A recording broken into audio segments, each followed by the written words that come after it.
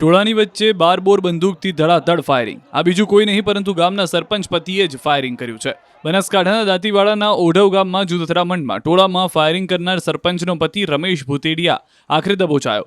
ઓઢવ ગામે બે જૂથ વચ્ચે બબાલ થઈ હતી અને તે બાદ બંદૂકને હવામાં ફંગોળતા આવતા રમેશે લોકોના ટોળાની વચ્ચે ફાયરિંગ કર્યું.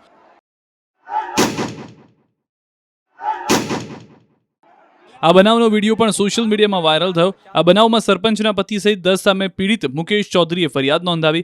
આરોપ છે કે સરપંચના પતિ સહિત ટોળાએ હુમલો કરતા 2 લોકો ઘાયલ થયા. ફાયરિંગનો વિડીયો વાયરલ થતા બનાસકાંઠા પોલીસે તાત્કાલિક કાર્યવાહી કરી અને ફાયરિંગ કરનાર રમેશ ભૂતેડિયાને દબોચી લીધો. ઓઢવ ગામના સરપંચની ચૂંટણીની જૂની અદાવતમાં બે જૂથ વચ્ચે તકરાર થઈ હતી અને આ તકરારમાં સરપંચના પતિ રમેશે બંદૂકમાંથી ફાયરિંગ કર્યું હતું. જોકે ફાયરિંગના બનાવમાં કોઈ જાનહાનિના અહેવાલ નથી.